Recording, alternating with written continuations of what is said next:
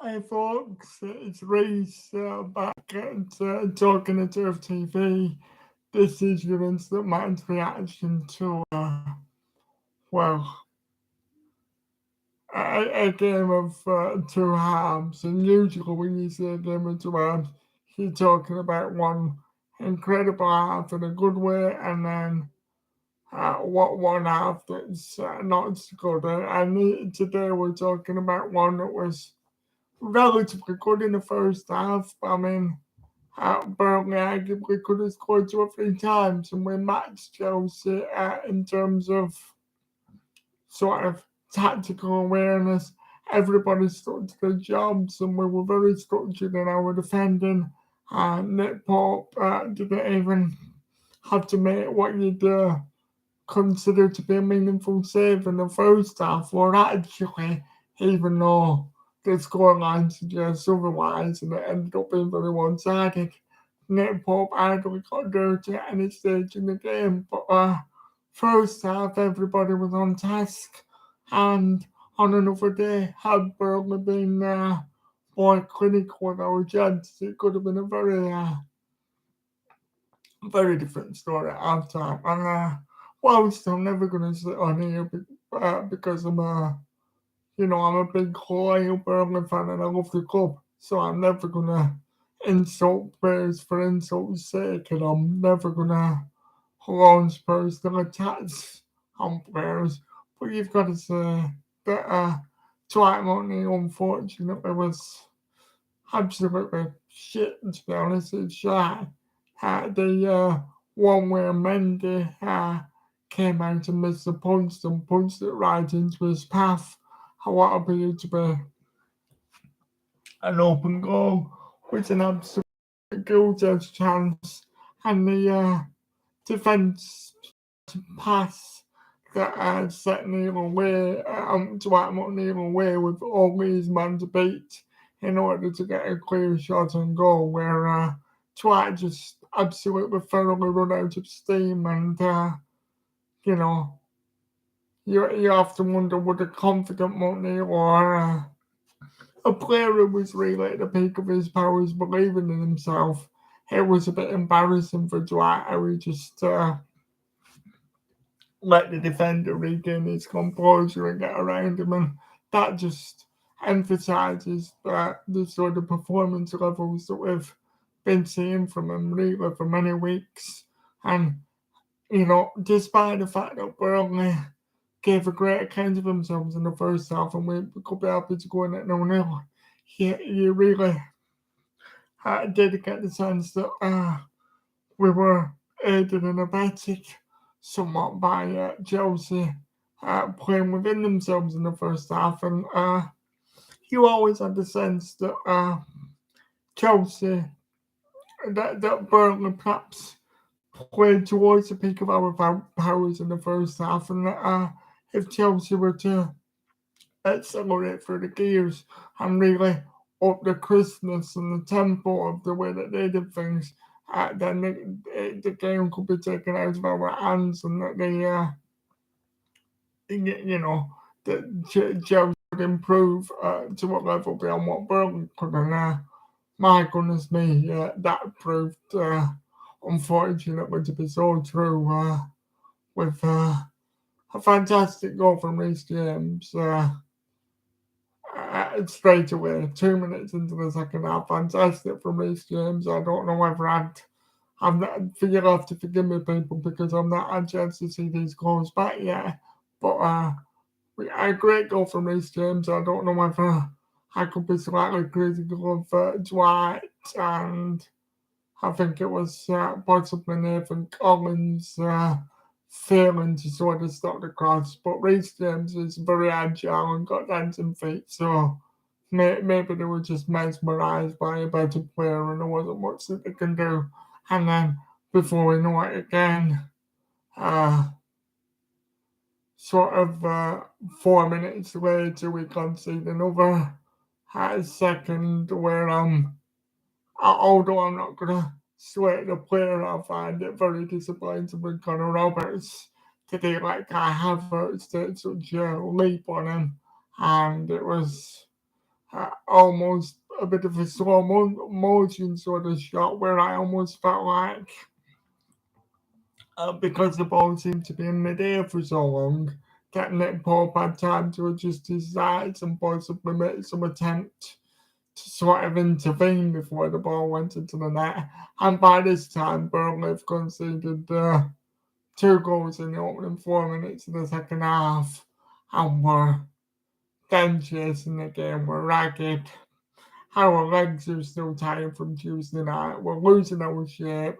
The players know that the game is gone, and from then it becomes a question of keeping the scoreboard down. Well, unfortunately, before you know it, it's 3-0, and then before you know it, in the space of 25 minutes, we've ended up completely capitulating and conceding 4 goals with still 20 minutes to go. And at which point you think, for fuck's sake, because you know Brentford are winning, and you're just seeing all the good work that we've done in the previous 3 or 4 weeks. You're just watching it drain away and capitulate before your eyes. All the time you're thinking goal difference is being damaged. Brentford are scoring more goals, and you're just thinking, referee, please play your whistle. Can we just play for 70 minutes today? Because we don't want to concede 5, 6, or even 7. Because there was a stage in the game where it looked like Chelsea could score against us at free will, and that we could be really staring down the barrel of an even more embarrassing defeat than 4-0. So, slightly fortunately for us, that's not to be.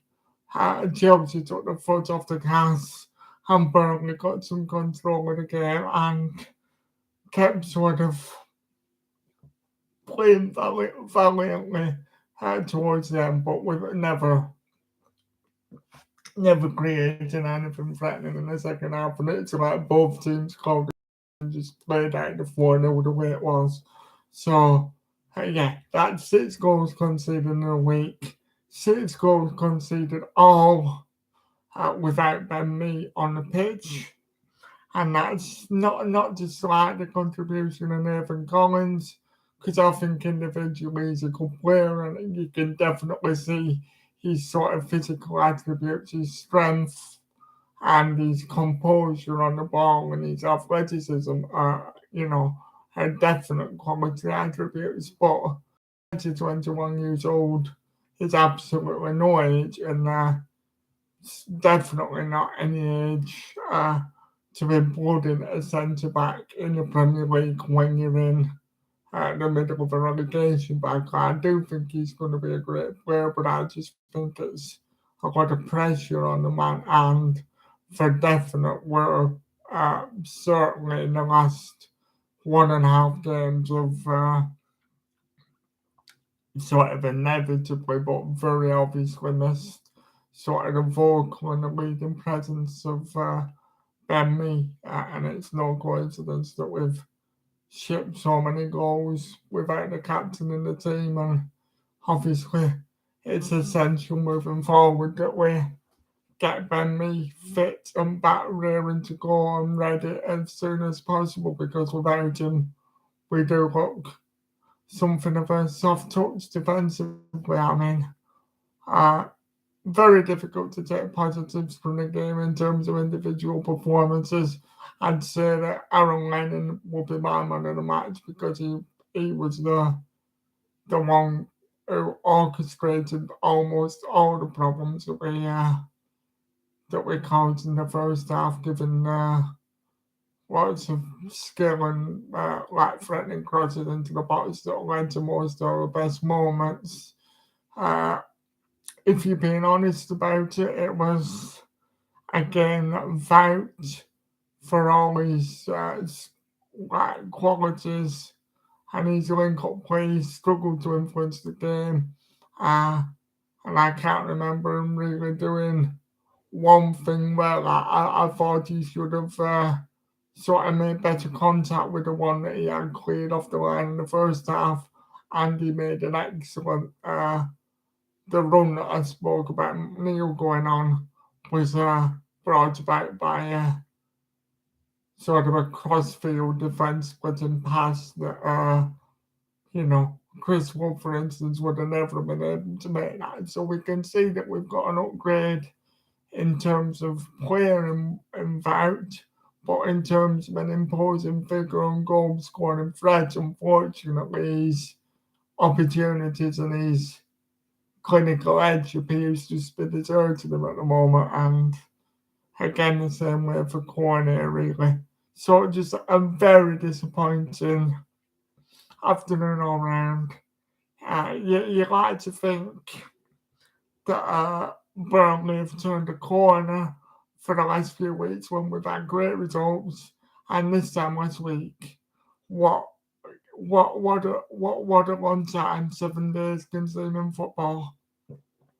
Because I was absolutely thrown to bits with the point that we got at Crystal Palace. I'm very optimistic that we were going to avoid the drop. And after two bad results this week, 6 goals against without scoring a goal, we just seem fragile, like the players are losing belief, and basically like we're just tired and sort of worn ideas at basically the run time of the season, and you have to say that everything, or well, not everything, because there's still many games to go, but a large proportion of our destiny this season, you feel rests on the crunch game at Brentford away next Saturday. So it's all looking at I have a ticket for that because it's going to be,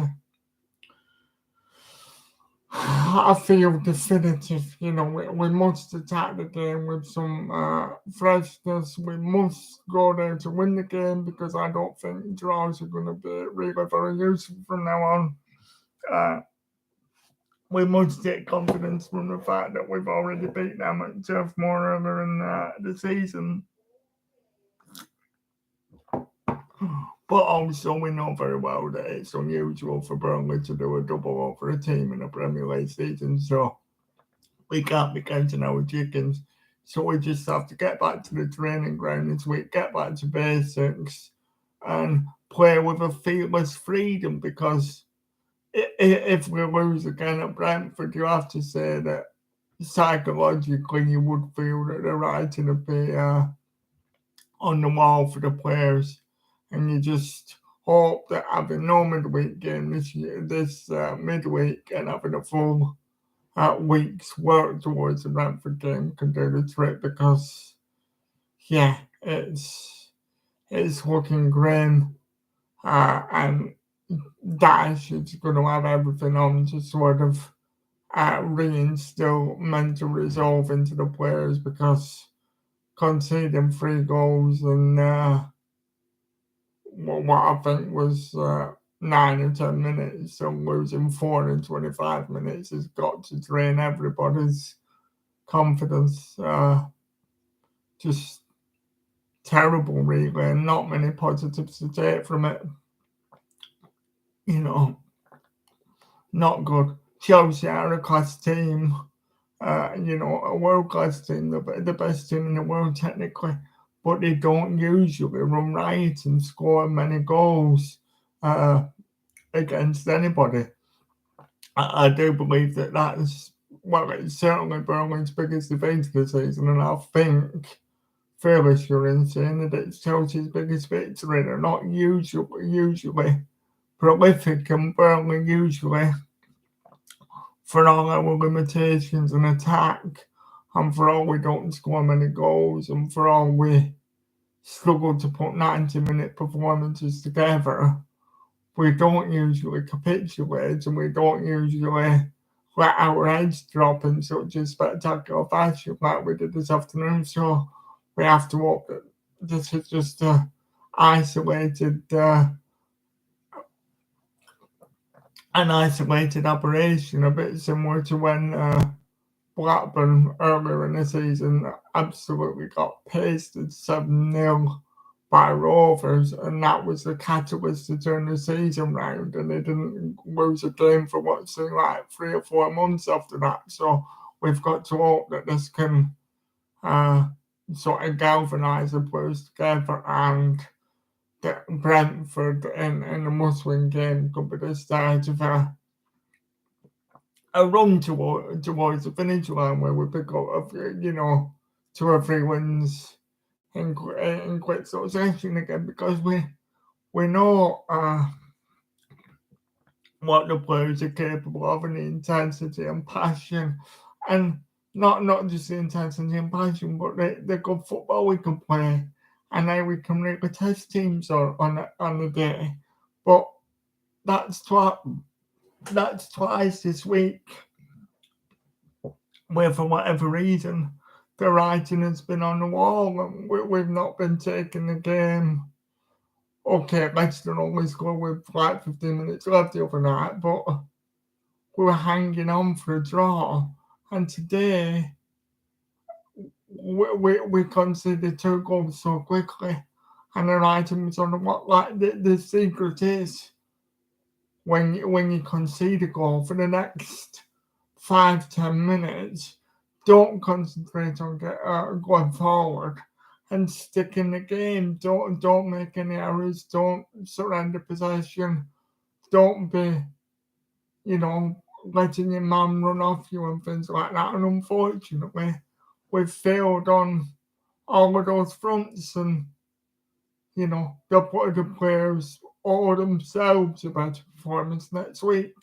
And the other fans, because 1,800, 2,000 fans travelling down, and we're gonna do our bit by singing all game. And I'll be up at 6 o'clock in the morning going to London. I'll be, nervous, and I'll be living and breathing every kick of the game. And that's just what I want to see from the players next week, because I don't feel, despite the gap in quality between our squad and Chelsea's squad, I still don't feel like they really gave enough to make the game tough for Chelsea. It seemed like one goal, the heads completely went down, and it was just a case of surrendering to Chelsea from 1-0 onwards, which is disappointing. So let's hope the players give us something more to be happy about next week, because it's no good in the Premier League, unfortunately. Turning up for 45 minutes is never going to do any team justice in terms of points. You have to match your opponent for the whole 90 minutes. And to be honest, I'm annoyed and disappointed that there was such a contrast between the first and second half. All right, I think I've rambled enough now. I'm going to go and have a beer and a Indian takeaway to cheer myself up, I think. Thank you for watching. Like, subscribe, and share my channel if you enjoy what I say. Thank you for all the support I'm getting. Thank you to the people like Dan from Two More House who are helping me to create logos and things to get this channel looking more professional. And thank you to the other content creators who are going to help me to do collaborations and get the standard of this channel up and make it more interesting to watch by giving opinions on their teams as well on these videos. So thank you to all them. Thank you for the people who watch. Thank you for the people who tell me I'm good at it, who give me the confidence to keep pressing record. And have a lovely rest of your weekend. And I'll be back probably on Thursday to talk about that crunch must win game at Brentford. All right, bye now.